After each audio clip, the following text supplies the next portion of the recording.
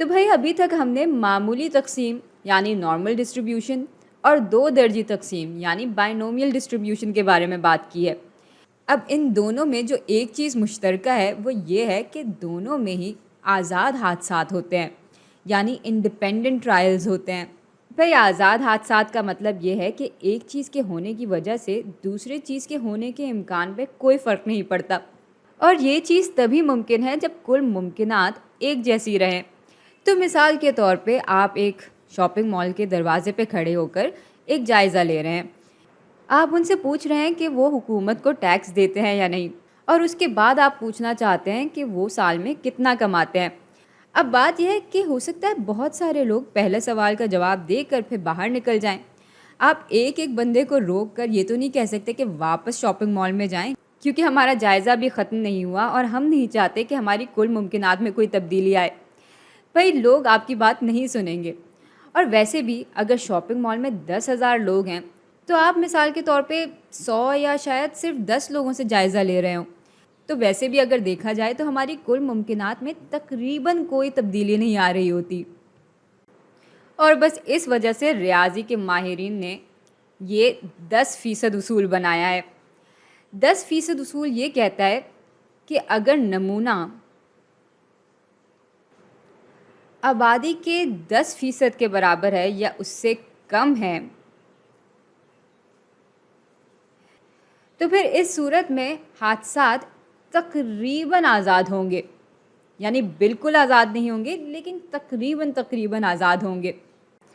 چلیں اس بات کو ثابت کرنے کے لیے ایک مثال کا سہارا لے لیتے ہیں۔ تو یہاں پر ایکس دکھا رہا ہے ایک جماعت میں n طالب علموں میں سے بے ترتیب طور پہ لڑکوں کے چنے جانے کی تعداد کو۔ اچھا، اس جماعت میں 50% لڑکے ہیں اور 50% لڑکیاں پڑھتی ہیں۔ تو اس خانے میں n کی قدر دی ہوئی ہے۔ n دکھا رہا ہے کہ جماعت میں کتنے بچے ہیں، تو ہمارے پاس 20 بچے ہیں، 30 بچے ہیں، پھر 100 بچے ہیں اور پھر 10,000 بچے ہیں۔ اچھا، ہم x کے 3 کے برابر ہونے کا امکان معلوم کر رہے ہیں۔ یہاں پر ریپلیسمنٹ ہو رہی ہے، اس کا مطلب یہ ہے کہ کل ممکنات میں تبدیلی نہیں آ رہی، اور یہ آزاد حادثات کی نشاندہی کر رہا ہے۔ یہاں پہ بھی ہم اس بات کا امکان معلوم کر رہے ہیں جس میں x 3 کے برابر ہے، لیکن یہاں پہ ریپلیسمنٹ نہیں ہو رہی، یعنی یہاں پر کل ممکنات میں تبدیلی آ رہی ہوگی، اور یہ خانہ منحصر یعنی ڈیپینڈنٹ حادثات کو دکھا رہا ہے۔ اور اس خانے میں ہم دیکھ رہے ہیں کہ یہ 3 لڑکے اس آبادی کے کل کتنے فیصد کی نشاندہی کر رہے ہیں۔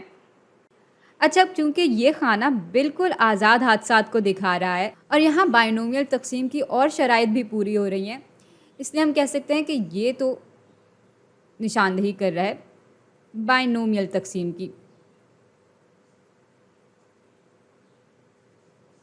اچھا، ساتھ ہی ساتھ اگر جماعت میں 50% لڑکے ہیں اور 50% لڑکیاں ہیں تو ہر بار لڑکے کے چنے جانے کا امکان 1/2 کے برابر ہوگا، اور یوں پھر جب x 3 کے برابر ہوتا ہے تو ہمارا کل امکان برابر ہو جاتا ہے 1/2 ضرب 1/2 ضرب 1/2 کے، جس کو فیصد کی شکل میں دکھائیں تو ہمارے پاس 12.5% آ جاتا ہے۔ اور آپ دیکھ سکتے ہیں کہ ہر بار ہمارا امکان اتنا ہی رہتا ہے۔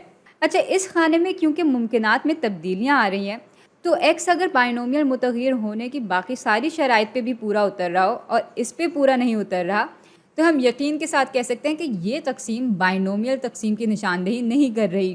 تو یہاں جب n 20 کے برابر ہوتا ہے تو امکان تقریباً 10.5% کے برابر آ جاتا ہے، جبکہ بائنومیل تقسیم میں جب x 3 کے برابر تھا اور n 20 کے برابر تھا تب ہمارا امکان 12.5% کے برابر آیا تھا۔ تو یہاں دونوں امکانات میں کچھ 2.5% کا فرق ہے، اور یہاں پر نمونہ آبادی کا 15% ہے۔ اچھا، جب n کی قدر بڑھتی ہے تو بائنومیل تقسیم میں تو امکان وہی رہتا ہے، لیکن یہاں پر امکان تقریباً 11.2% آ جاتا ہے۔ تو اب اگر آپ دیکھیں تو ان دونوں کے بیچ کا فرق تھوڑا کم ہوا ہے، اور بھئی یہاں نمونہ آبادی کا کل 10% ہے۔ اسی طرح جب ہمارا n 100 کے برابر ہو جاتا ہے تو یہاں کا امکان 12.5% کے برابر ہی رہتا ہے، لیکن یہاں امکان تقریباً 12.1% کے برابر ہو گیا ہے۔ تو ان دونوں کے بیچ کا فرق اور کم ہو گیا، اور اب یہاں پر نمونہ کل آبادی کا 3% ہے۔ اچھا، جب ہم n کی قدر اور بڑھاتے ہیں تو یہاں پہ تو امکان ویسے ہی رہتا ہے، اور یہاں کا امکان تقریباً 12.5% کے برابر ہی آ جاتا ہے، اور اس صورت میں ان دونوں کے بیچ میں کوئی فرق نہیں رہ جاتا یا بہت ہی کم فرق ہوتا ہے، اور یہاں پر نمونہ کل آبادی کا 0.03% ہے۔ تو آپ نے دیکھا کیسے یہاں پر 10% اصول استعمال ہو سکتا ہے۔